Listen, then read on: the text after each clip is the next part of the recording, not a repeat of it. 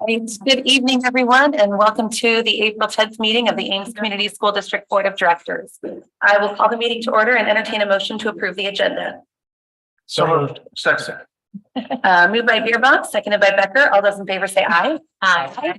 Opposed, nay. Passes 6-0. And we will now read our purpose statement and would invite anyone in the room who would like to join us to do so.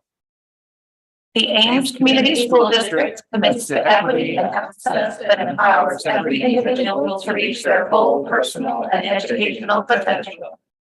Thank you. And we are going to begin this evening with our celebrations and recognitions. And tonight we have the Boone Story County Reading Council's Young Author Awards. And I will turn it over to Director Amy DeLashman.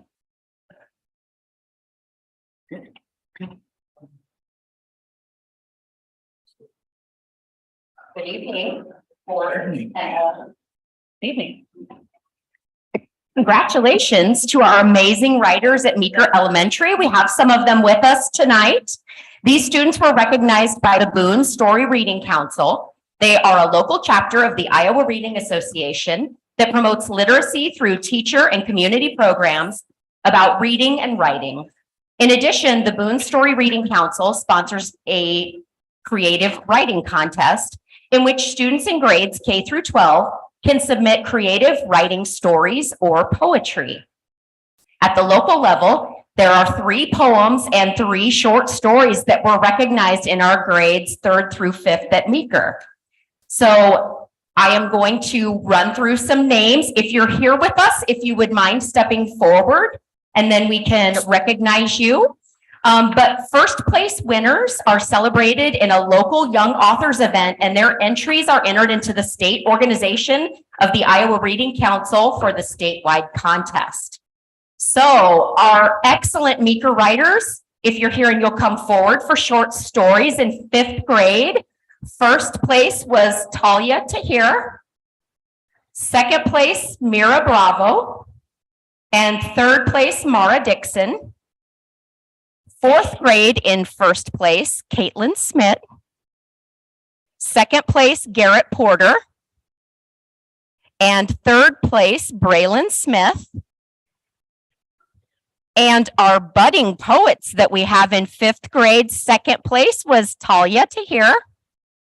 4th grade, 1st place, Kellen Conley. And 2nd place, Lucy Hall. And in 3rd grade, 1st place, Abdul Hidari. So congratulations to all of Meeker's young authors, and thank you to Erica Schote, the teacher technology librarian at Meeker, for encouraging students to enter. And now we have a really special treat. Abdul is going to read the poem that won 1st place for 3rd grade.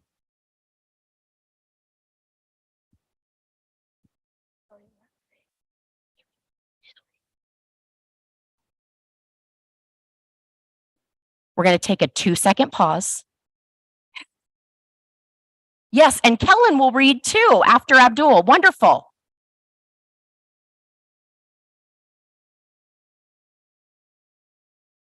Actually, Kellen, you want to go first? All right.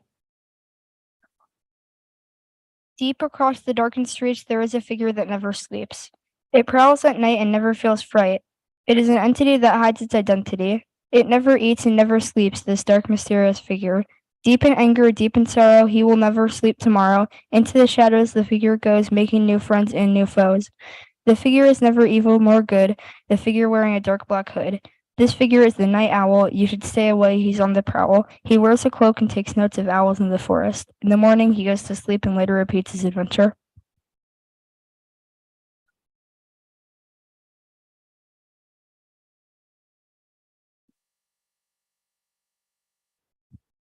Today is Valentine's Day, one of the days that is best. There's so many things to do on Valentine's Day, so we don't need rest. The day that people come together, becoming friends forever, helping each other whatsoever, saying together we stand, divided we fall, all for one and one for all. When Valentine's Day is over, I hold it in my mind so that when next Valentine's comes, I'll remember this day is always rad.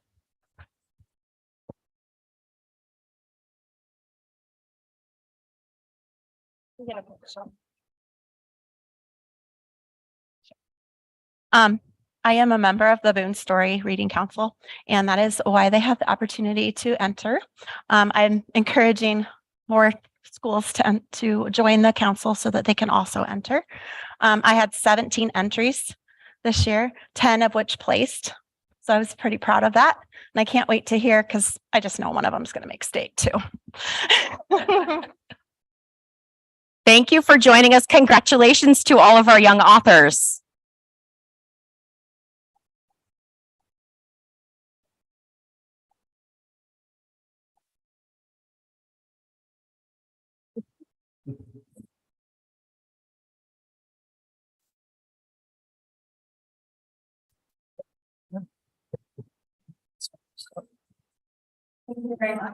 Thank you so much. Well, we really appreciate all of you coming and joining us tonight. It's so fun when we get to start our meetings, hearing from and seeing our students. So thanks for taking the time to come out, and congratulations to all of you. Okay. We will go ahead and move on next to our discussion items, and we'll begin with our board committee updates, starting with the equity committee. Everything's in the notes. You can see we had a presentation about ESL family engagement work, and then we discussed some of the panorama student survey data, which we've seen in other forms as well. So those are the two topics. Thank you. Any questions or comments for equity? Okay, and teaching and learning, Director Lankaitis is not here, but the minutes are attached, and we can ask her to give an update at the next meeting as well. All right, we will move on to our teaching and learning discussion item. And tonight we have the ESL LAU plan update. Thanks. I was not sure who that was going to be. Dr. Hopkins.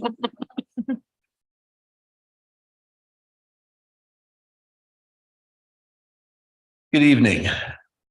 Everybody's having a good evening. Normally, Shaylee Santiago would be here in order to give this update, but unfortunately she's not available, so I've been asked to step in. I believe I'm well prepared to go over the slides. We'll see how the question portion goes.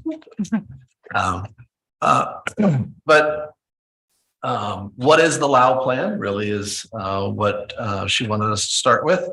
Just a reminder that this comes from a lawsuit actually in 1974 between Kenny Lau and Nichols, who was a representative of the San Francisco United School District, actually represented a little over 2,800 kids in that lawsuit about equitable access to programming.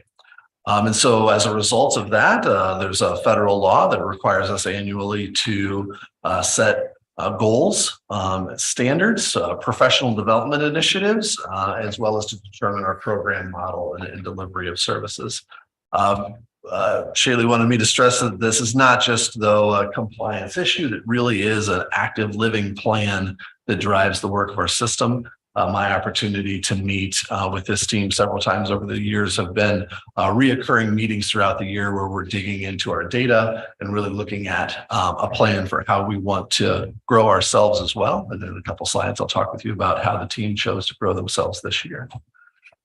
Just from a quick numbers snapshot, we have currently 273 ELs and AIMS. This data was taken as of count day, so it was October of 22. The numbers have grown since then. But that's, we just use that count day number in the way we report the data annually. You can see that ELs make up 5.72% of our K-12 enrollment. That number of 273 is a bit down from our pre-COVID high of 330 students served in EL programming prior to COVID.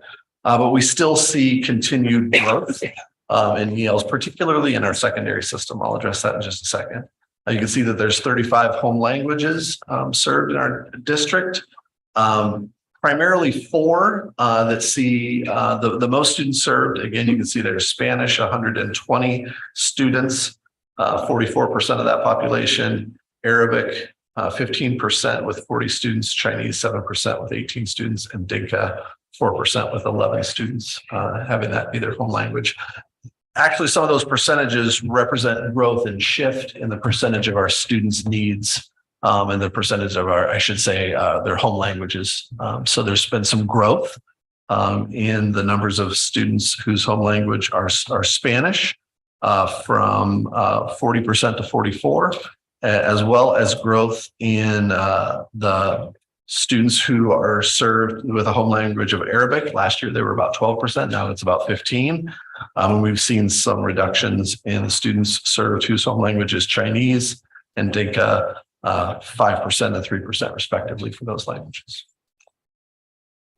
As I talked about earlier, that the team got together this year and identified a professional development focus for itself, primarily focused around family engagement. How do we increase family engagement? How do we learn about strategies that would be effective in engaging our EL families in the educational services that we provide?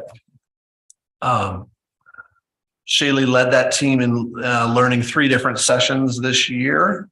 In the next slide, we did review in October just the benefits of family engagement. Again, reduced dropout rates, higher graduation rates, increased student achievement, reduced absenteeism, better attitudes towards learning, and better social skills. There was a Flamboyant was the name of the source that we used for our learning for several of these sessions. And in that October learning session, we broke into groups and primarily focused on what are 5 roles that families play when engaging with the school. We reviewed an academic partnering toolkit to assess the current strategies we have and to learn how to be most helpful to families to engage school around these various roles. So like, for example, in that number 2 role, monitoring child's performance, we learned the importance of these strategies, right? Securing interpretation and translation services, one of the strategies suggested by the literature. Sharing power, right? By that, it meant avoiding jargon, making sure that there was times for parents' questions where we had opportunities to engage them, maybe co-creating the agenda with them. So it wasn't just always what the school wanted to share. Another strategy was to practice, to review the questions that families can ask at home, right? So like when you're at home, you could do this, or this is how to log into an online platform, but use that opportunity when we're together to practice what that role at home could look like, and then to set goals and next steps with the families to make sure everyone's on the same page and provide a basis for ongoing communication. In January this year, the team got together and did their next layer of learning around family engagement, which was the team read ideas from culturally responsive teaching for multilingual learners, tools for equity. And that really dug them into these 5 strategies for engaging families. In one example, creating a welcoming environment. The strategies included providing tools or information to help them understand how to navigate the school system, who to contact, how to get in touch with things, information on free or reduced meal options, school or city transportation options, information about inclement weather and how school closing information would be shared with them. Maybe good timing in January at times. How information is shared by administration or classroom teachers, making sure that that is a strategy covered. Sharing of the school calendar and instruction or other types of supports for students and families. Those are strategies that the team learned about in relationship to creating a more welcoming environment. Again, is to build capacity around creating a greater family engagement. Finally, just last week, the team got together for their 3rd learning session, and they looked primarily at Danielson component 4C, which you've heard us talk with you about Danielson before. That component addresses respect and cultural competence, community values, and the instructional program and engagement in learning experiences. And so it's a really pertinent component or rubric, if you will, for that objective of increasing our capacity around family engagement. And so they read through that in order to kind of get a model for what does that distinguished category look like, and what would some of the teacher behaviors look like when we're engaging families through that rubric's lens. Finally, Shaylee wanted me to share with you some celebrations. One, we've expanded, as you may well know, we've expanded the services for translation and interpretation. So every communication that goes out from the district or buildings is translated into 6 different languages. So it's been exciting for us to see that expand from where it used to be. Our staff has access to a service called Talking Points, which really provides for kind of real-time text messaging translation services, again, as a way to increase communication. In November, our EL staff held an event focused on school procedures, like, again, in fitting with some of this learning information about attendance, some community resources and post-secondary opportunities, including Job Corps. And Shayla was really excited when she talked with me about this last bullet here. I hope I pronounced it correctly, Salir Adelante. It's a did I pronounce it correctly? All right. It's a program developed by Iowa State University's Extension and Outreach. It's a research-based and evidence-informed curriculum that fosters career and college readiness among Latinx families who have youth in middle school. So right now, that team is working with ISU Extension to get trained during the spring and summer, with the idea of being able to next year offer 6-week courses by which families, either hosted in English or Spanish, whichever is the preference of the family, can come in for sessions around how to navigate the school system, how to participate in the school system and respect family values, and what might be options and ways to start planning for post-secondary opportunities. They're very excited about that. And that is the information I've been asked to share with you. I will do my best to answer any questions that you might have. I have something that's not a question.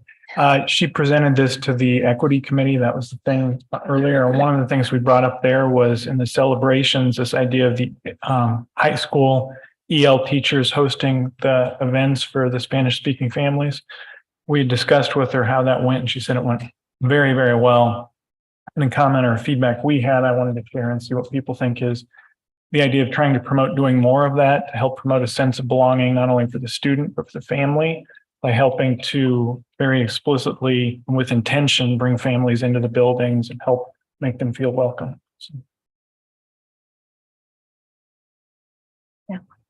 So thank you for this presentation. This is obviously really important stuff for us to be doing. Can you talk about how the LAU plan will be used going forward? Where will it be published? Will it be published in the, this comes out of a court case, which was basically suing for information on what was happening with respect to like ESL instruction, right? Or EL instruction, I guess they call it now.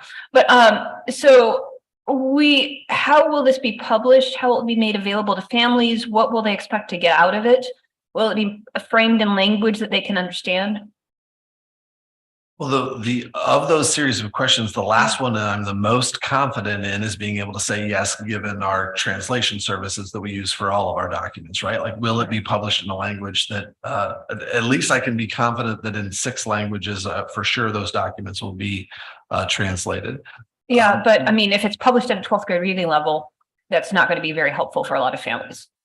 Yeah, that would, my presumption is that wouldn't be, but to be really frank to your other questions, I don't know. I'm not sure whether we've linked that on our website or we've emailed a copy of that to pertinent folks, or there's been physical copies available in buildings. So I'd have to check on that and get back with you about how have we published it.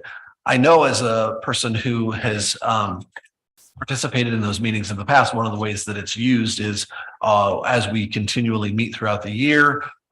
Typically during the first meeting of the year, we review any data that we've attached to the goals from that plan from the previous year to see if we're making progress towards, oftentimes that's exiting students from the program. I'm not sure what data set will be used to determine family engagement beyond participation in parent-teacher conferences. I know Shirley mentioned that, but I'm not sure which other data sets would be used by that team to determine progress on it. But again, regarding where it's published and how it's published, I'd have to get that information and get back to you on that. Okay. Thanks.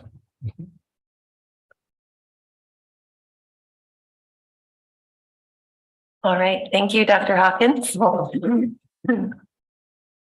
Next, we have ESSER retention pay for certified staff, and we'll turn it over to Chris Stenson.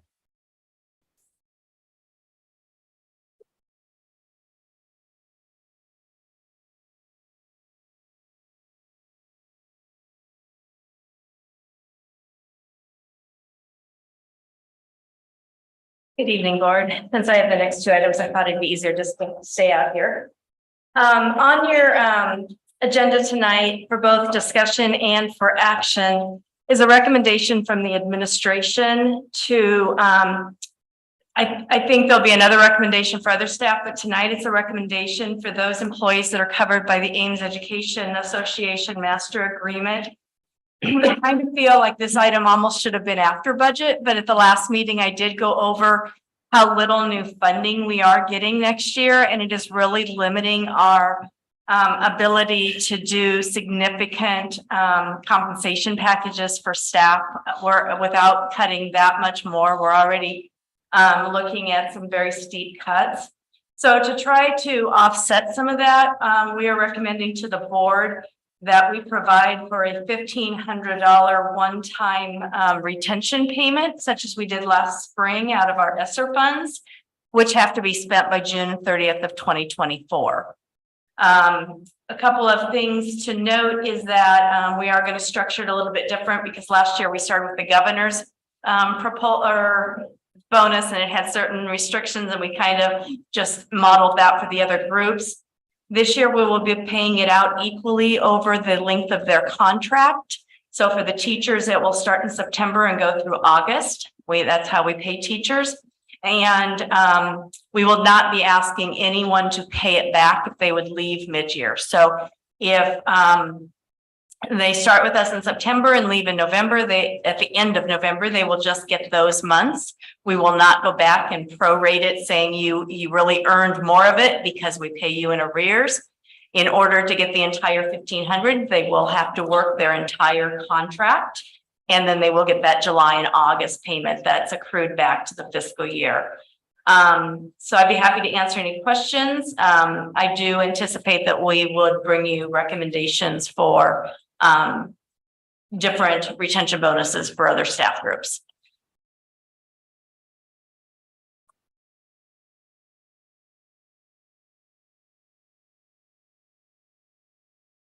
Okay, You're all wanting to get to budget. thank you. Yeah, we're so excited, Chris. Okay, 2023-24 proposed budget.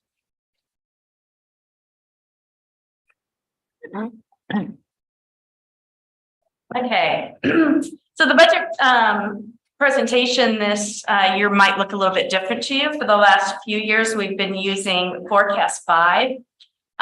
We discontinued that for this year. It was rather expensive, and we get a lot of the same services from ISFIS, the Iowa School Financial Information Service.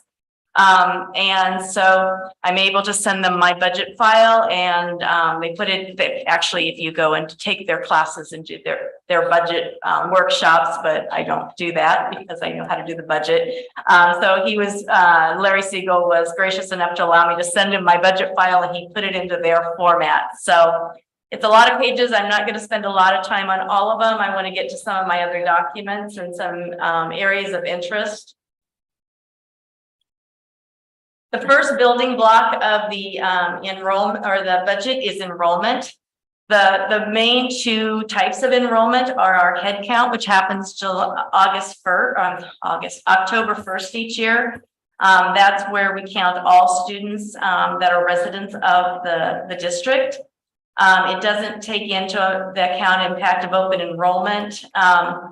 And then our second big one is the special education weightings, which happens at the end of October. We also have different supplemental weightings for things like English language learners, sharing incentives. We do not have any reorganization incentives. Some weighted at risk also is in there. Our preschool budget enrollment is represents the number of 4-year-olds, and it is funded at 50%. So they have some nice little graphs here to the head count went down by 44.8. Remember, this is counting all resident students. So this includes our resident students that are sitting in our seats and our resident students who are attending elsewhere. It's a 1% decrease on head count compared to the prior year. I thought the mouse would be easier, but I'm bouncing back and forth. The special ed weightings went up by the equivalent of 49.5 students. It represents a 9% increase compared to FY23. So this is that count that happens. There are 1.0 part of the special ed is already in our count that happens on October 1st. That was part of that 44. This is the additional funding that we get based on their needs of their individual education plans. Chris, do you know how that compares to past years?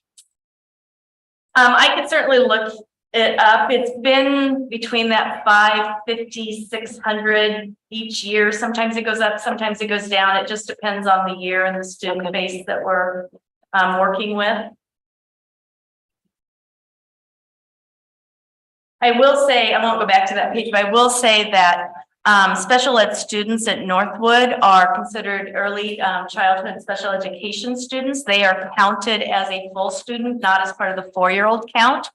So they are counted on our October 1st in the head count number, and then their weightings are added with the special ed. So they're not in that 4-year-old preschool head count.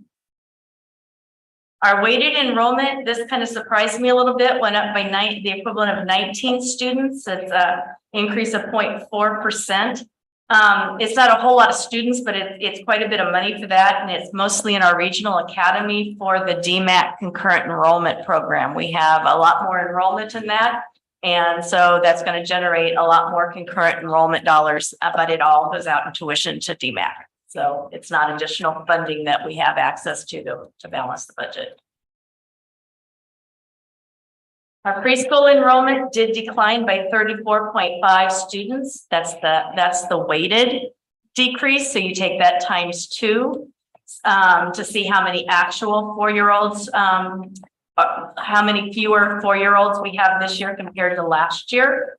And that is a decrease of 24.1%. And we are working on plans for that program. It's a segregated funding, 100% state aid. It's not part of our property tax base. And so we are working on plans to see how we stay within that funding. It also has no on-time spending authority. So if we would have students come back to us next fall, we need to have some fund balance to take care of that on-time spending authority to serve those students. You remember that was a big concern during COVID, and we ended up getting some federal ESSER funds to help out when that preschool enrollment dipped and came back. That won't happen again. We talked a lot about spending authority. So when we talk that we need to balance the budget, what we're really talking about is spending authority. I mentioned at the last meeting that we do have plenty of cash. Spending authority is always our concern. And we are limited. You're not allowed to go negative on spending authority. And so that is why we need to balance our budget. Some of the main components of spending authority is that regular program cost determined off that head count. If we were on the budget guarantee, that would give us spending authority. We are not this year. Those supplemental weightings that I talked to you about, special education, as well as what we call the categoricals. The TSS funds, the professional development funds, the early intervention, which a lot of us used to call state class size. That used to be the term for that. And then the TLC program. So those all generate spending authority. I showed you this at the last meeting, the regular program cost is increasing by 628,000, but that does include those, students who, that increase in students who are open enrolling out. That is an increase of 1.88% compared to FY 23. The budget guarantee remained unchanged. We didn't have it last year. We don't have it this year. Obviously, this presentation is designed for all school districts. So. Some of the slides I could edit, some of them I couldn't. So I did, because the open enrollment was such an issue for us, I did ask Mr. Siegel if he would modify this or insert a slide for us that shows what our real new money is, which is that $234,000 of that 0.7% increase. That would be a slide that the other school districts don't necessarily have. There's that increase. While it was only 19 students, it is an increase of 128,000, and about 126 of that is for that DMAC concurrent enrollment program. The increase for those weightings for special education is 502,000. So I'm going to go through these real quick. I'm not going to, you can read the slides, but it shows you the increase for each of these. Each of these categoricals are dedicated for specific purposes, and again, are not new money that add to us balancing budget. For instance, TSS, whatever we get, we divide equally by FTE on the teachers, and it's paid out. So it's new money, but it is not new money. That makes sense. PD is just for what it says it is. State sorry. So to refresh my memory, I think this is what you just said, that the TSS as well as PD are monies that come directly from the state. The TSS and professional development are both monies that come directly from the state.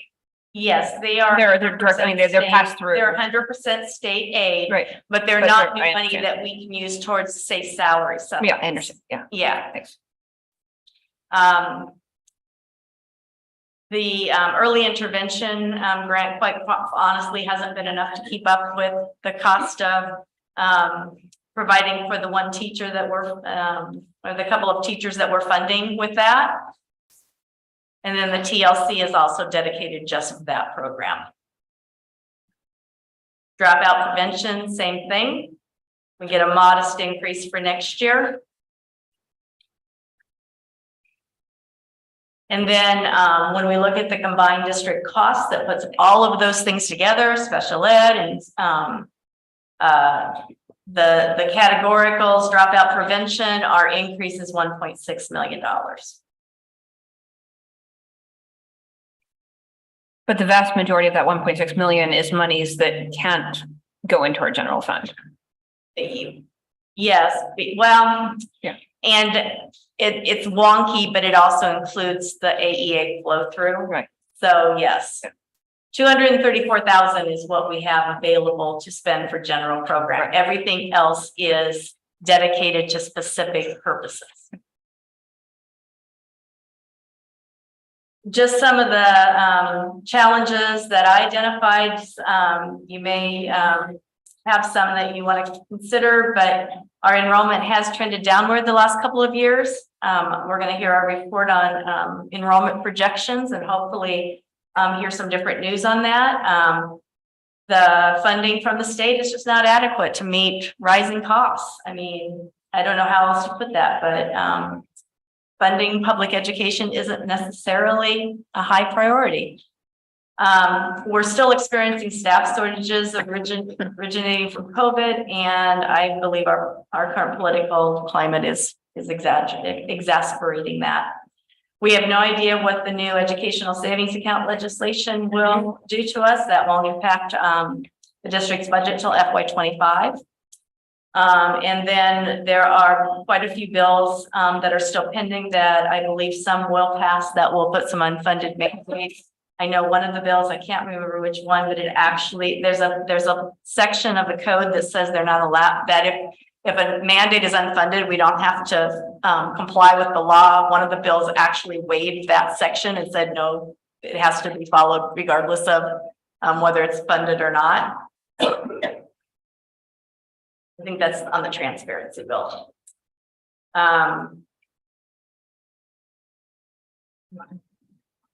So the funding for each student is a mix of local property tax dollars and state aid.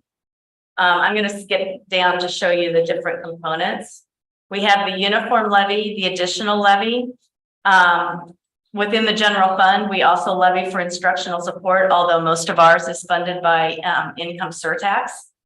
We have available to us cash reserve levy. We will not be levying that this year because we are at the maximum we're allowed to have in fund balance. The valuations did go down. I have some documents a little bit later to talk about valuations, property tax rates, historical trends. But because of that, the uniform levy declined by $34,000. State aid then is used to make up to 88.5% of the total cost per student. And then we have an additional levy on top of that. And that also declined. Our biggest reason for our property taxes in total in dollars going down is that we will not be able to levy cash reserve this year. So last year we had levied 1.5 million. This year it is 0. Can you remind me of why we're not able to do that? You can levy cash reserve. Cash reserve does not come with spending authority. That's the first thing I want to say. It is to create a solvency situation for the district so that you can meet your bills as they come due without having to borrow. Right. And the state has a limitation that once your fund balance is 20% or higher of your prior year expenditures, that you can no longer levy that. Okay. So we are at that point. Because we have a special ed deficit that will start to come back down again, we'll have that fund balance start to decline, and we'll have to manage and make sure that we don't get into that situation where we're in really good solvency right now, but the bond holders pay attention to that solvency. So we want to make sure that we watch that. But because of the way our debt service is structured right now, we'll be able to manage that within the tax rate.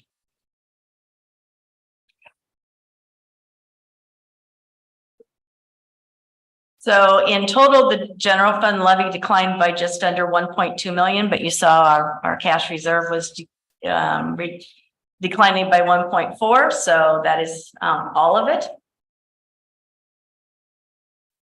And you can see that again, this shows you the uniform levy.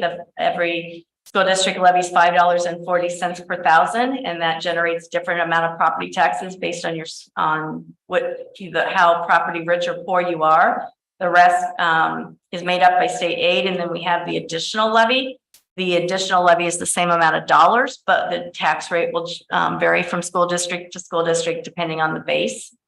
You'll see the ISL in there, and then you'll see that we no longer have that purple cash reserve levy on top of there.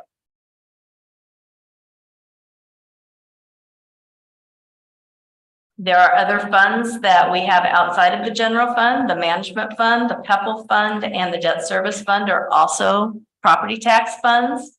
The others are well, we don't have a Pearl fund.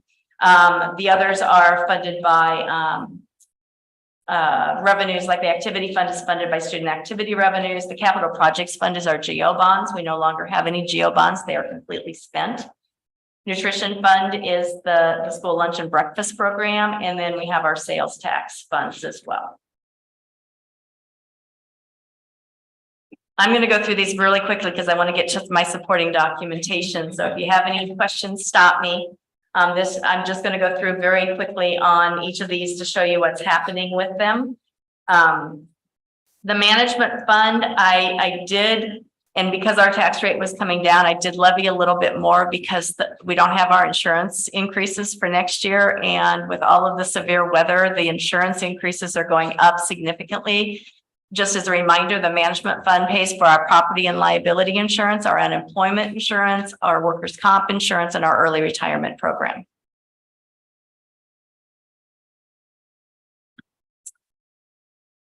PEPL fund, when I get to my supporting documents, you'll actually see our PEPL revenue is going to go down a little bit because our valuation went down, and that's a set tax rate. at this point, I'm anticipating an increase, but now that the high school is winding down, I would not be at all surprised if we're able to get those PEPAL projects up and running again. The last few years, that balance has been going up. So if that's the case, we will amend the budget to account for that. But I have based this on the 5-year PEPAL plan that Jerry has given me. Pearl, we don't have. Activity fund, I always budget to spend what we get because it's not supposed to make a profit. So we adjust that as we go. You can see the GO bond will have nothing next year because they are spent. And then the debt service fund represents the transfers from sales tax into debt service for the sales tax revenue bonds, as well as the property tax for our GO bonds. And you'll remember at the last meeting, we did approve a pre-levy. Nutrition fund. I do have the expenditures. This looks like it's a whole lot because of their scale, but it's really the difference between 2.1 and 2.3. I believe that we will still be eating some of that fund balance that we accumulated during COVID. So so it looks like we're way over our revenues, but that's not really the case. It's just the scale of how they put that. So same with sales tax fund. Will be that it shows the ending fund balance going up for 24, but as we get into 24 and 25, we'll be paying for the rest of the high school, and then we'll have a significant decrease in our sales tax fund. There are the property tax rates for those non-general funds. And then this is what I had presented last year. Our total property tax rate is going from 14.28 to 13.94.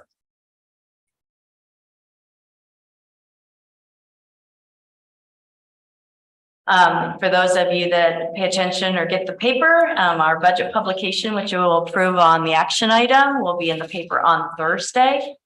This is a snippet from it that shows you what the control areas of that publication are that control the budget. So we are limited by the amount of property taxes, as well as those four expenditure control areas. And if we were to exceed, we're going to exceed these, then we would have to amend the budget, which we almost always amend the budget. Do you want to ask questions now or wait until I get through the rest of the document? I'm good to wait. Okay. All right.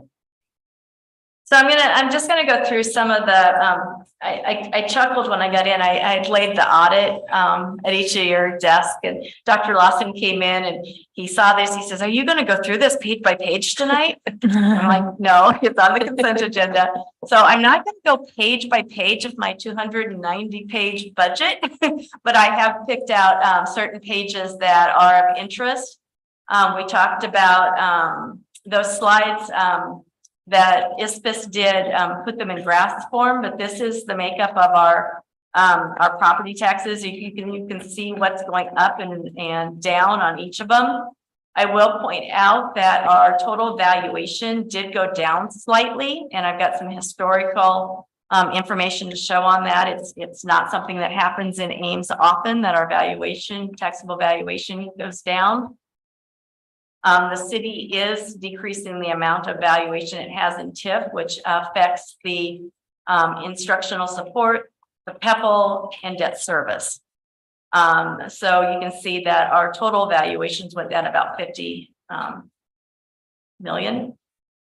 And so then you can see again where that tax rate went from 14.28 to 13.94. This is my version of what will be in the paper on Thursday. I find it easier to read. Our revenues have stayed fairly consistent. We did have a little bump up with some additional federal funds. Next year, it's going to go down a little bit. We're going to have a little bit less in open enrollment tuition. Our state sources will go down slightly, and then we're going to see that ESSER funds, those ESSER funds start to come off as well. Our expenditures, I have, they were way up originally the last couple of years because of the high school. And you can see that they're now starting to come down to our ongoing with the high school getting towards completion. And you can see that we're going from 38 to 21 to 4 million. So, and that's because that one phase of the high school is out another year yet. The next 3 pages, I'm not going to spend a lot of time on, but this is the detail then that makes up each one of these columns. So this is all of the funds in total. And then these pages, this page is the detail that makes up the budget column, the re-estimated column, and the actual column. So here's our historical information on property, on taxable valuation within the district. And I'll scroll down to the bottom. This is the first time in the 20 years that I have on this that our valuation went down. We had a couple years where it wasn't much. In 08, 09, the valuation went up 0.18%. 14, 15, it went up, or in 2021, it went up 0.81. But in the years in the history that I put together, this is the first time that it's gone down. It had been up just slightly before the correction that the Department of Revenue had to make on the residential rollback. And then so it went down slightly after that.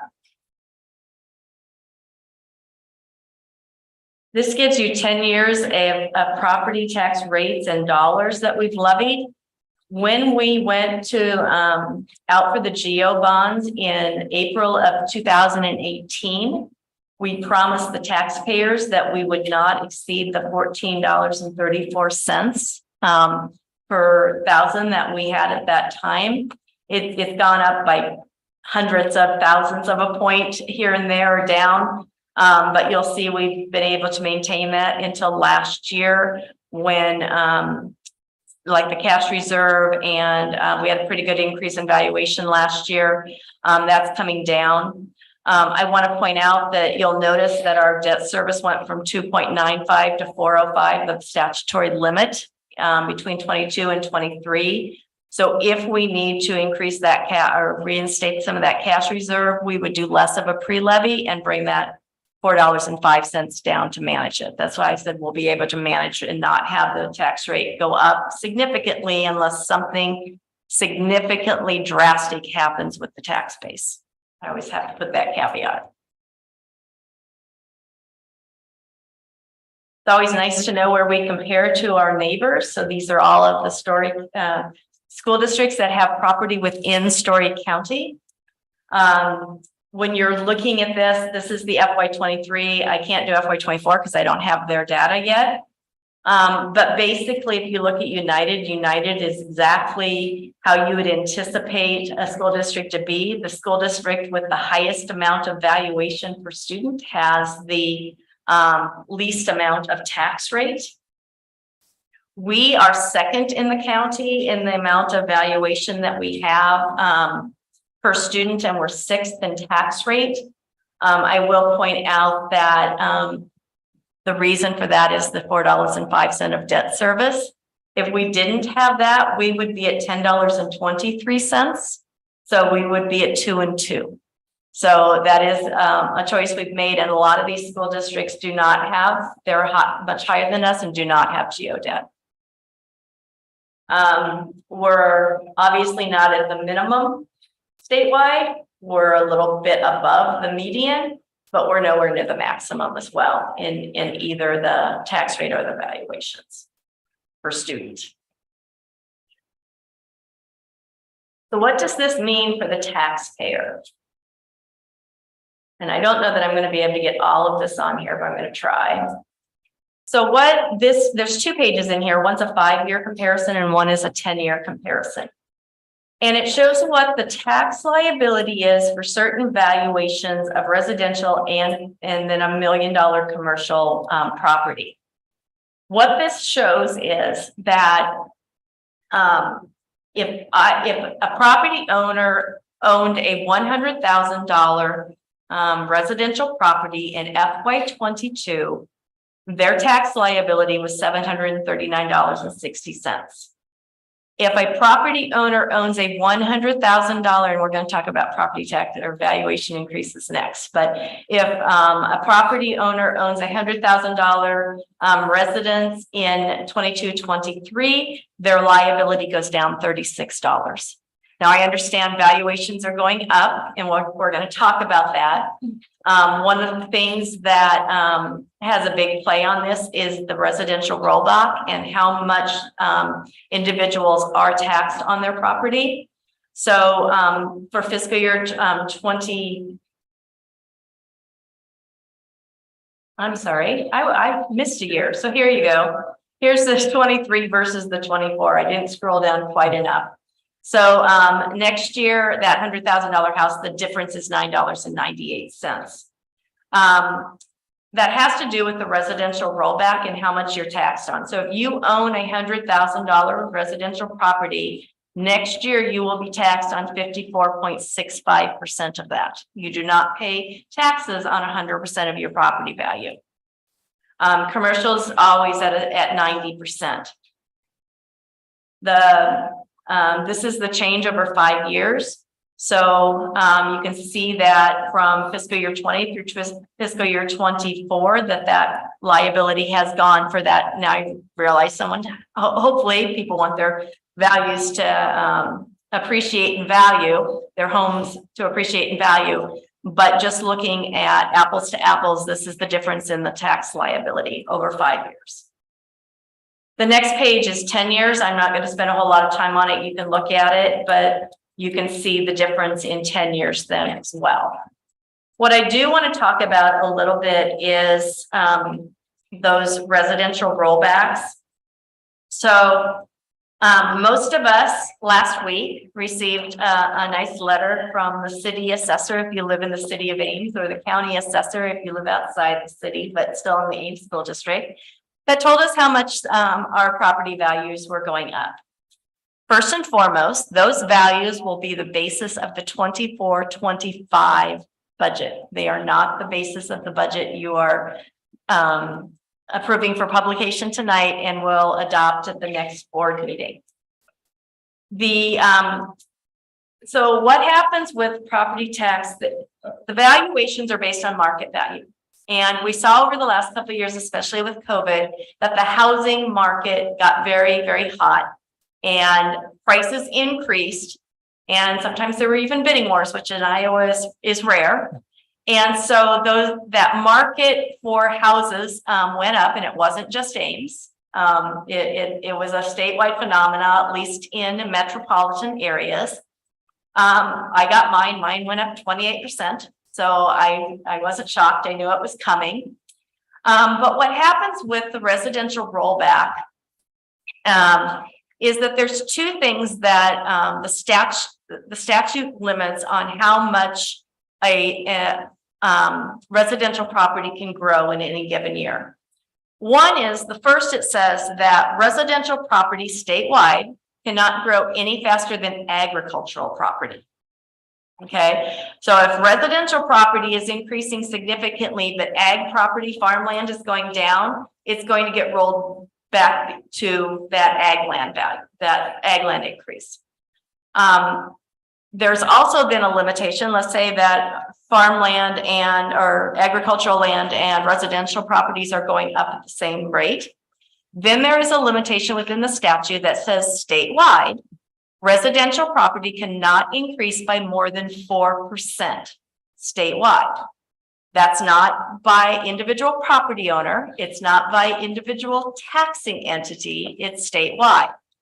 So if you have a community like Ames, that maybe the increases are between that 25 and 30%, but you have a rural rural school district where the residential valuations did not go up that significantly, the Department of Revenue and Finance is going to adjust that residential rollback to a point where it rolls back the increase statewide to 4%.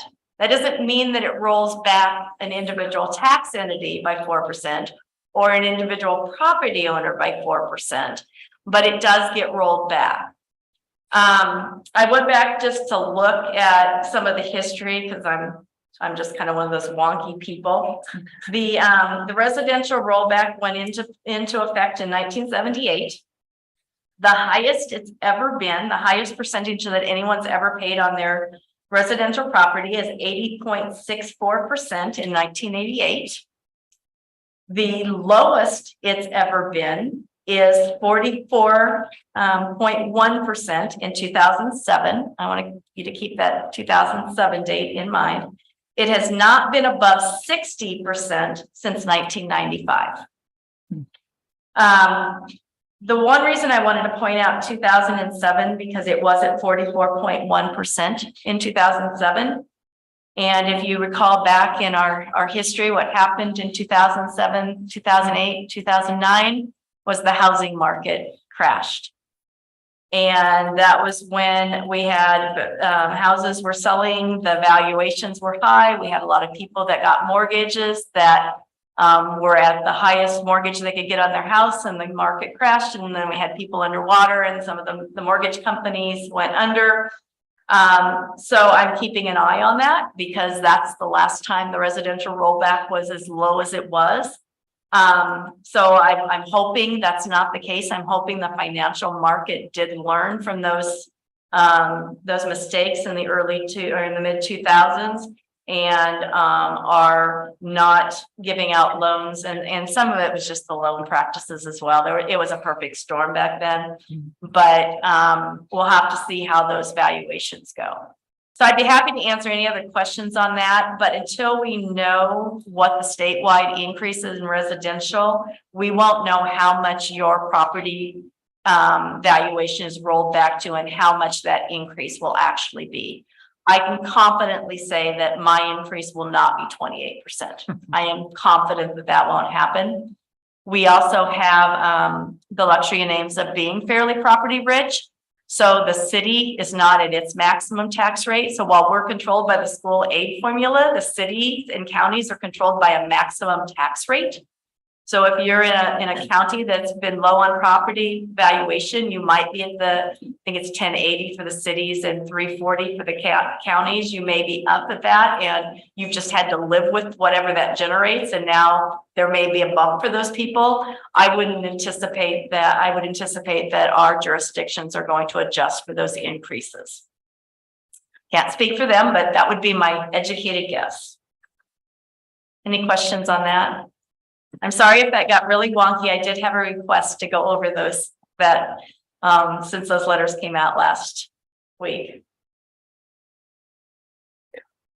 I presented this last week, or last meeting, I should say. This is just that regular allowable gross summary that shows you those increases as well as the increase for special ed.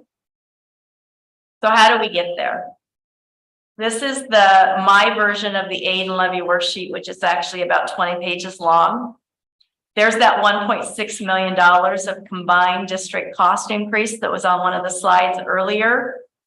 That includes the AEA flow through. So I always take that out because we don't even get the money. It just, the state, we keep the property taxes, the state keeps the state aid, and then they pay the AEA. So it literally just flows through our budget. It's a journal entry on my part. That gives us our total increase in dollars. We have to add in the state preschool dollars as well as the instructional dollars to get the entire district dollars.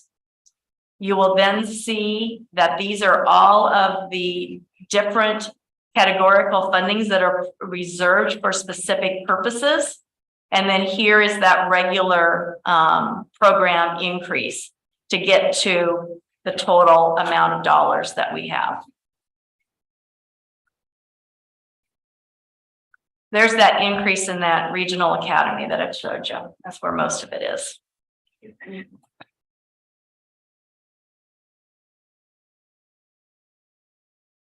So this kind of goes back to Director Smith's question about why we can't do cash reserve levy this year.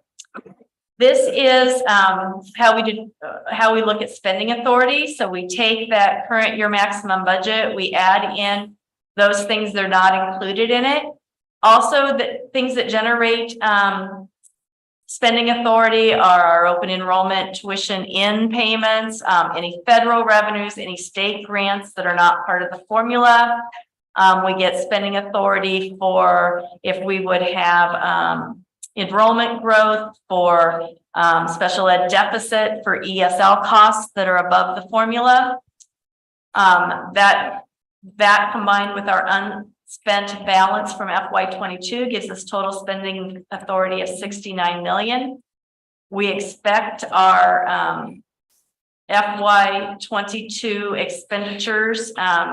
This isn't our expenditure. This is our spending authority for FY24, but this is our expenditures from FY22, which is where that 20% comes in. Take those expenditures times 20%. That's the maximum amount of fund balance we can have on hand to levy cash reserve. This was our unreserved, undesignated fund balance as of FY22. That means we cannot levy cash reserve this year. When I talk about spending authority versus cash, the bottom of this illustrates that very well. I estimate we'll have just under $16 million of fund balance at the FY23.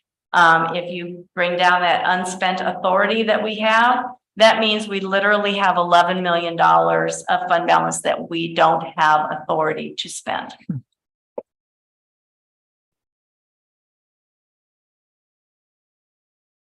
After the bad news, I do want to show you, I like to show you this each year. This is the recap of our pre-levies.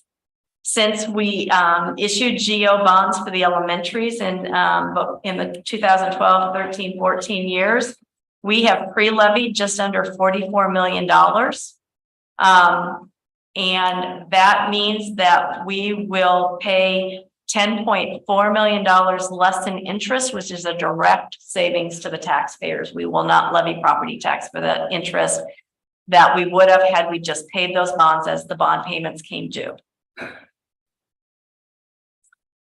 And I like to show this one. I have to take this to the county auditor each year. Each of those strikeouts are debt that we issued that's already been paid. I realize that was a really long presentation, and I'd be happy to entertain any questions you might have.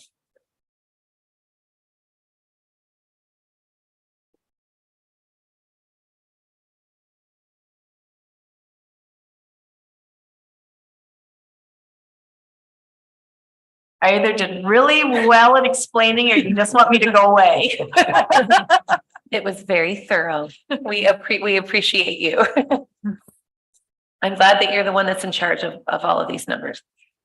I think it's just important to emphasize for our community that we do have that spending authorities. We're told what we can spend. So when you open those envelopes and see the increase on evaluation of your property, don't get nervous because we have a cap. So, and hopefully within all of these numbers, you heard that in the latter part of the presentation, that there is we are only able to spend so much. The state legislature tells us how much we can spend. And that's a good point that I don't think I emphasized. We talked about the other jurisdictions being limited by an interest rate cap. We're limited by the formula. The formula is just going to generate so many dollars. And if those valuations are higher, it's going to mean that we have more property taxes to fund those two pieces, and it's going to bring down that levy rate. Right. Which is maybe another thing that we could summarize is the amount of taxes you're paying for our levy rate's going down. So we're having less taxes go out this year. Yes, I don't want to say people's tax bills are going to go down. Correct. I don't know how much their valuations went up. Correct. But yes, our tax rate is going down. Now we are one of just many jurisdictions. We know the big ones, the county, the city, and the school district. but there's also the community college, there's the public hospital, there's the ag extension, there's the assessor. So there's many different pieces that make up that consolidated tax rate. But if they go up, we can still say we went down. So Yes, we're good. I don't know how well that'll go over, but yes. All right, well, thank you very much. Thank you, Chris. Sorry. I'm sorry. Sorry, I've been thinking through all this. So this 4% that property valuations are not allowed to increase across the state, that is set for the property valuations that are in effect for FY23, right? Yes, so that's when we talked about, I'll try to get back to that page.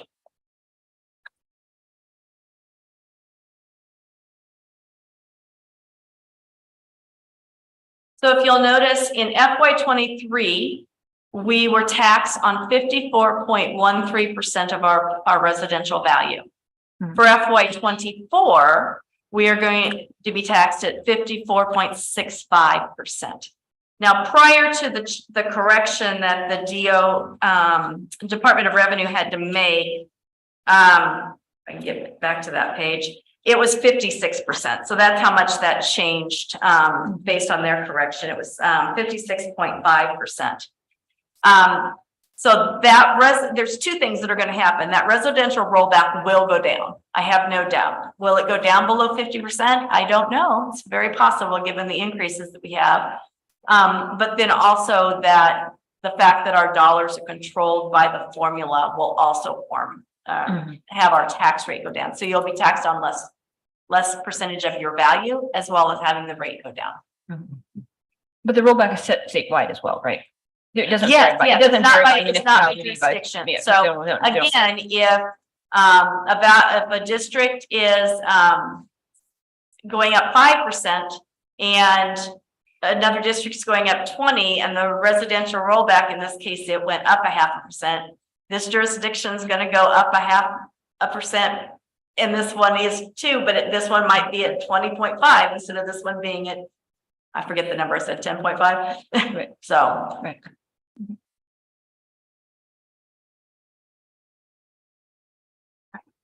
Thank you, Chris. Thank you.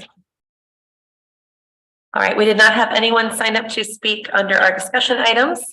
So we will move on to our public forum and I will read our statement on public comments. Residents of the district, students attending the district, parents or guardians of students attending the district, and district staff members may address the board about any topic relevant to the district, whether on the current agenda or not. Those who wish to speak must sign up at the beginning of the meeting. Speaker participation is limited to 3 minutes once per item. The views and opinions of citizens addressing the board do not necessarily reflect those of the board, district administration, or staff. Speakers are to remember that Iowa law prohibits the board from discussing specific employees, students, or their performance. Student speakers will state their name and school, others will state their name and address. And we will begin this evening with Victoria Van Boeris.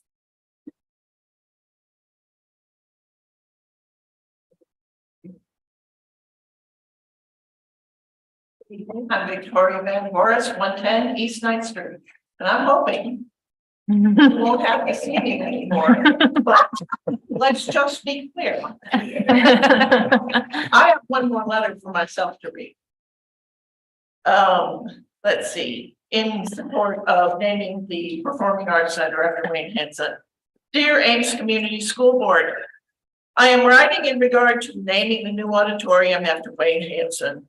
I had Mr. Hansen as a speech teacher. He had a great impact on me because I had a fear of speaking in front of people, and he helped me overcome that fear. Mr. Hansen also helped me get the point of my speech across to my classmates. He always had time for his students. He stayed late after school for students who needed or wanted extra help with speeches and drama classes. Mr. Hansen excelled when it came to the priorities of the Ames Community School District.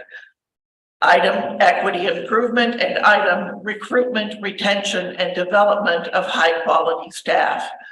He not only helped students, but also helped and guided fellow teachers by giving them ideas on how to engage students in the classroom to be the best they could be. Naming the new auditorium after Hank would be a great honor to his name. Past, present, and future faculty, staff, and students would be able to hear the stories of Mr. Hansen and all he did for others in his spare time. Wayne Hansen fulfilled his calling when he became a teacher. He truly enjoyed helping students excel and becoming the best students and adults.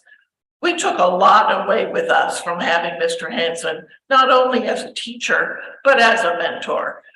The Wayne Hansen Auditorium has such a great ring to it and would bring great honor to an even greater teacher and educator. Sincerely, Dawn Range, AHS class of 1992, Ames, Iowa. Thank you for your time. Thank you, Victoria. Judy Brown.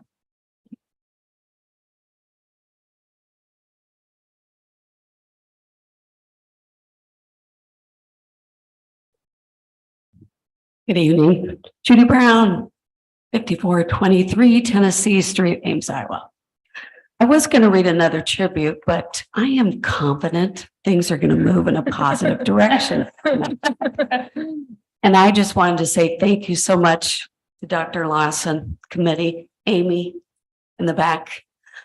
As a 74 graduate, thespian president, daughter Monica Stevens, 1999 in place, daughter Eva Stevens, class of 2003, and my grandson, Patrick Johnson, freshman class, getting into theater.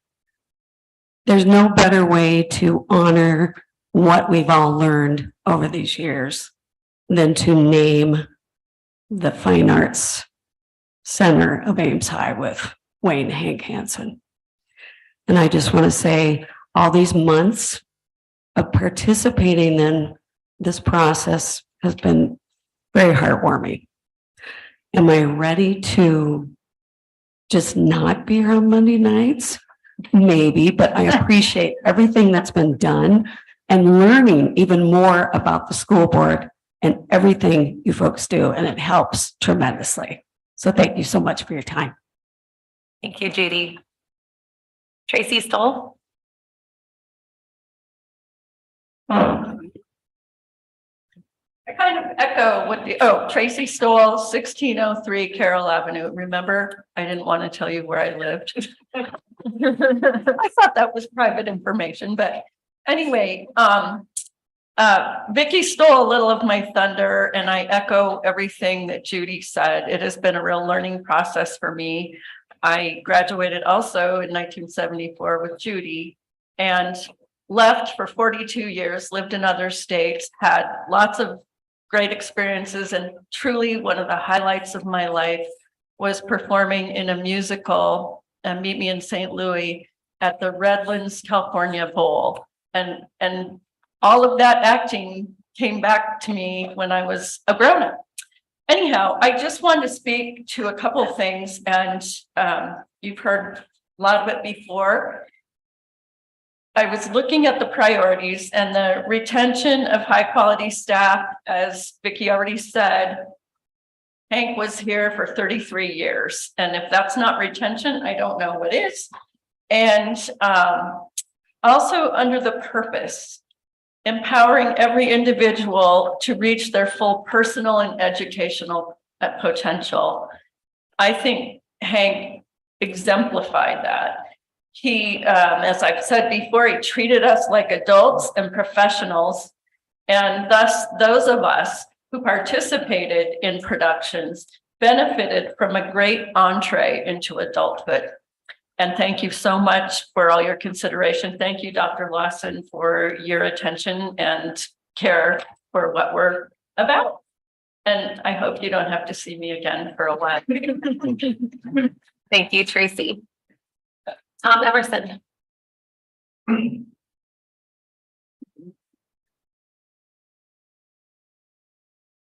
Seems as if we've said just about all that needs to be said about Hank Hansen. So I would like to take my time, a little bit of it anyway, to pay very special thanks to the 128 Ames High graduates and the 20 faculty who joined the proposed tribute honoring Hank Hansen, and to the alums who read tributes during the 20 of your open forums. As a journalism teacher at Iowa State, I have both taught and been involved in public relations campaigns over the years. This, in my judgment, was one of the best run, most persistent and positive efforts imaginable. Win or lose, I want to pay very special tribute to the 6 key members of the so-called Hank Gang. Jamie Simon, class of 76, New York City, whose persistence and enthusiasm was combined with a Sherlock Holmes type of mentality that resulted in an amazing number of tributes as well as discoveries. She could probably tell you actually what Wayne Hansen had for breakfast when he was 6 years old. Sandra DeLuca, 92, also New York City, who worked equally hard and whose thoughtfulness and rationality made her someone I would hire in a flash if I had a job. Very good. And Sarah Siebert, 97 of Ames, serving on the naming committee and helped me better understand Hank the man, including his creative classroom prop, a rubber chicken. Elaine Pompang, 94, whose petition to honor Hank really started the effort and now has 2,052 signers. Brooke Harker, 96, Los Angeles, who first told me about Hank and whose enthusiasm was both contagious and even electrifying. Laurel Nakadati, 94, Rhode Island, for her magical skills with the computer that converted so much into modern, attractive packages. And Megan Geha, 95 Ames, special ed teacher at East High School in Des Moines, especially for her insightful tribute to Hank, excerpts of which I would like to read. This is Megan. I remember Hank the best as a teacher, the way he engaged his students. He was student-centered before student-centered was a thing. And he fostered a classroom where you felt like family, you felt heard, you felt safe. As a teacher, she says, I strive to recreate that atmosphere in my own classroom, and it isn't easy. When I found out that Wayne Hansen died, memories came flooding back. The jokes, the pranks he would pull, the way he made you feel validated and seen, and how he was so very human with his students. I wouldn't be the teacher that I am today, she said, if it weren't for Hank.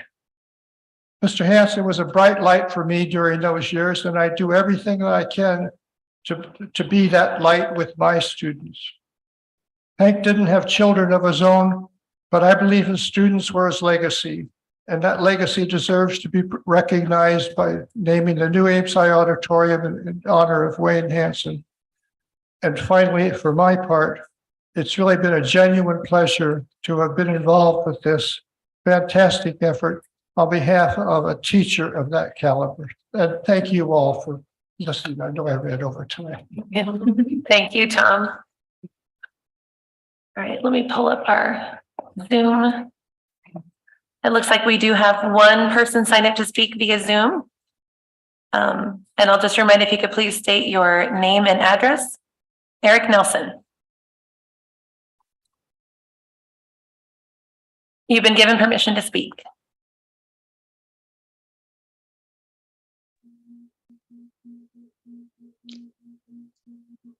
Can you hear me? Okay, try again now, Eric, if you're there.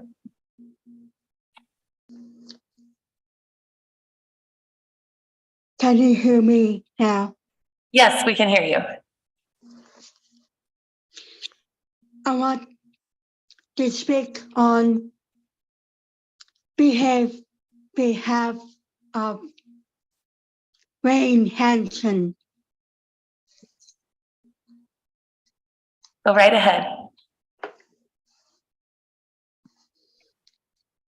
I have a speech handicap. It may take time. Wayne Hansen is a genius.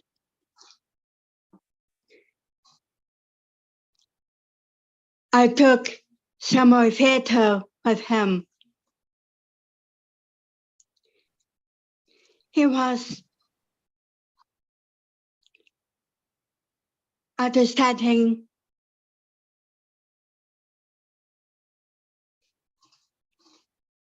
and patient with his students.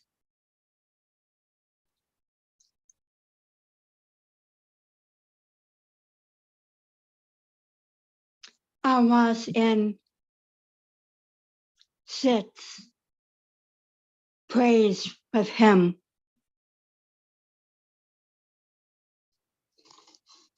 The man is a genius.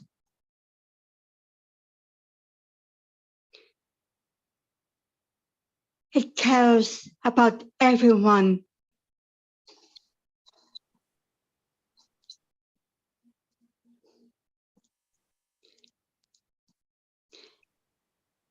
I took theater arts because of him.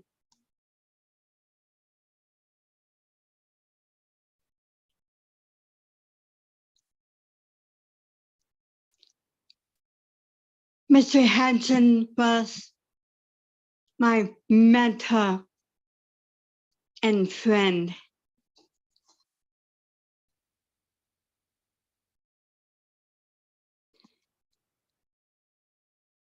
If it wasn't for him,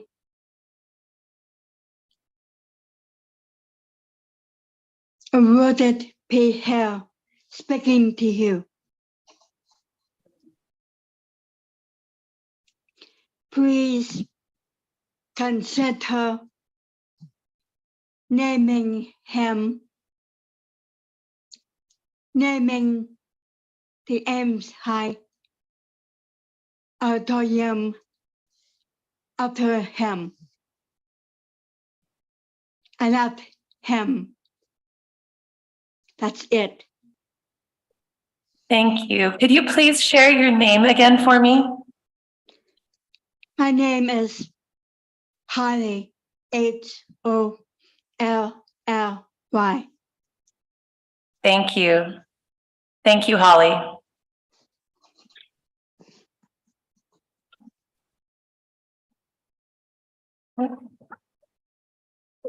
Okay.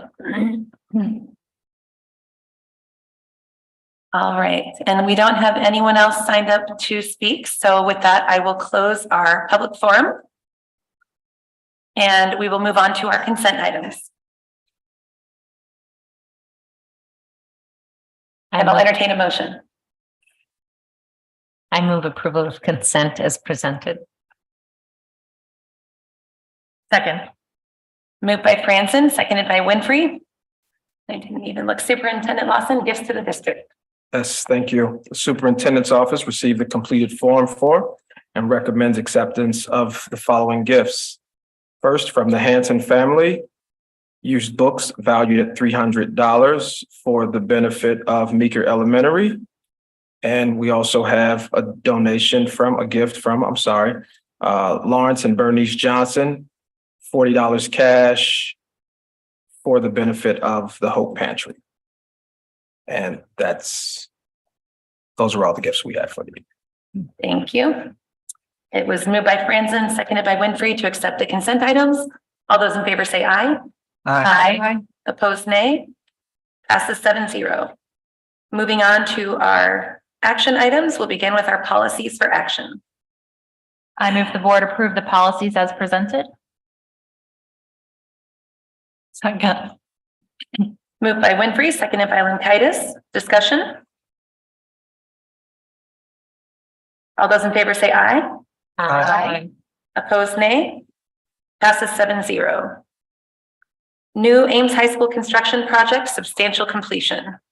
I move the board approve the substantial completion of portions of the high school building construction as presented. Second.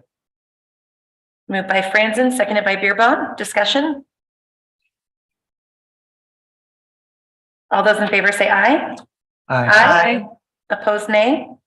Passes 7-0. That's the retention pay for certified staff. Due to systemic staff shortages in the state, staff vacancies in our district And to reinforce our desire to retain our employees, I move the board approve the retention pay plan for employees under the Ames Education Association Master Agreement for FY24 as presented. Second. Moved by Linkaitis, seconded by Beerbaum. Discussion? All those in favor say aye. Aye. Opposed, nay. Passes 7-0. The 23-24 proposed budget and setting date and time of public hearing. I move the board order the board secretary to publish the proposed 2023-2024 budget and to set the date and time of the public hearing for April 24th, 2023 at 6:30 p.m. Second. Moved by Franzen, seconded by Linkaitis. Discussion? All those in favor say aye. Aye. Opposed, nay. Passes 7-0. Naming Ames High's Hank. Oh my gosh, let me start that over. Naming Ames High's Wayne Hank Hansen Performing Arts Center. I move the board to name the Performing Arts Center at Ames High School, the Wayne Hank Hansen Performing Arts Center. Second. Moved by Linkaitis, seconded by Winfrey. Discussion? Can I just say thank you all for your campaign, and you've been inspiring to me to go do the same for my love of theater teacher, but you can keep coming. We'd love to see your faces. Well said. And I have teared up on more than one occasion during these presentations. So I didn't know the guy, but I feel like I kind of do now. Yeah. And yeah. And I did. I was lucky enough to have him as a teacher as well. So it's been really fun listening to all of the tributes, seeing some names from my past, and just remembering all those fun little stories that people shared. So thank you so much for all your time and effort. Well, hold on. All those in favor say aye. Aye. Opposed, nay. Passes 7-0.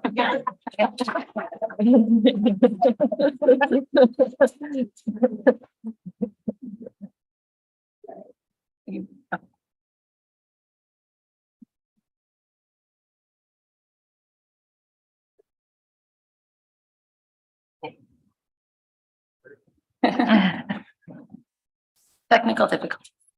It always happens at the worst time.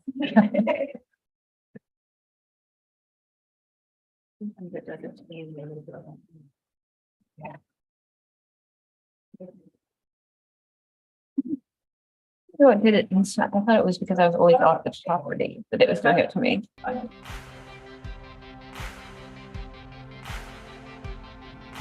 Wait.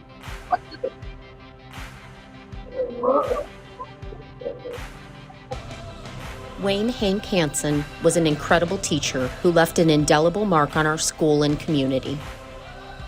Born September 16, 1940, Hank was a graduate of Manila High School and then the University of Northern Iowa. Hank taught at Ames High School from 1971 to 2003, and during that time, he directed over 300 plays and musicals. He was known for his tireless dedication to his students, his infectious enthusiasm, his rubber chicken, and his ability to bring out the best in anyone.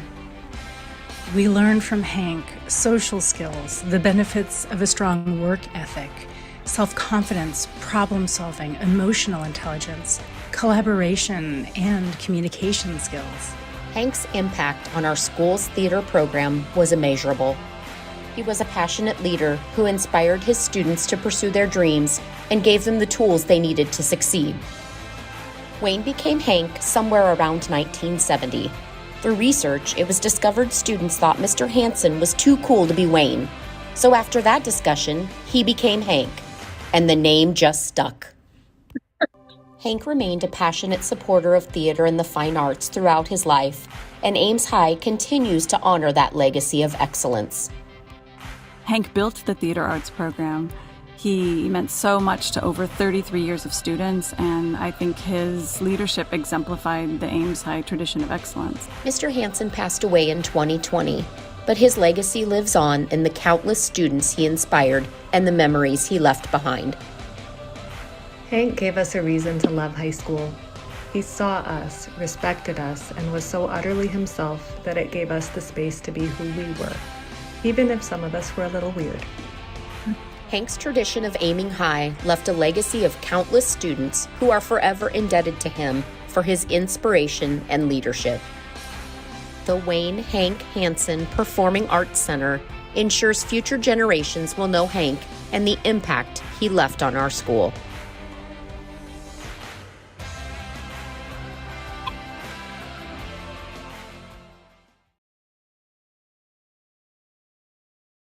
Thank you. And go home now. Enjoy your evening. Enjoy the sun. Celebrate. That video, is that on our website or is that on, I mean, is it something that we have linked or? We will. Yeah, they had to wait for the approval. Amy. No, Amy.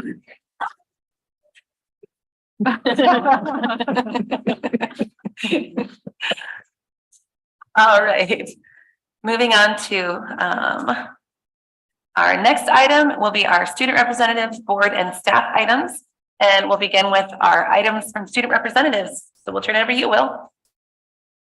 Hello, I don't have anything terribly big to share, but we did reach out to the teachers and students involved with the Cycle Leadership Council at AMS, and they just had a few things they wanted you guys to hear. So firstly, they wanted more time, and that's the big thing at lunch. They don't feel like they have enough time to socialize during the day, and their lunch period's only 30 minutes. So that's a big thing they wanted you to know about. And then also additionally on that, having a more dedicated space, because the PE classes are using the gyms during the lunch period, so they feel like they don't really have anywhere to go.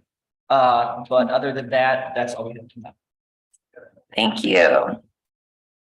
Moving on to items from the board. I did note under requests for staff, some follow-up on the LAO plan. And yes, please, that would be great. Yeah,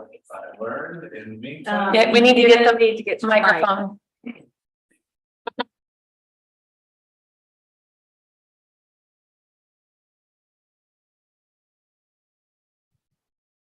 What I learned in the meantime is that the LAO plan is on our district website and has been included in one of our district updates. So it's sent out to families already. I'm not sure that I can speak to the readability at which it was written, but I can get that to you. But it is already published and available. Awesome. Thank you for that. That was the only thing I noted for requests for staff. That's the new law plan or this past year's law plan? I guess, either way. The new one. The new one. And it was sent out via district communication, because now as soon as you said that, I remembered seeing it. Yeah. So, yeah. Other items from the board?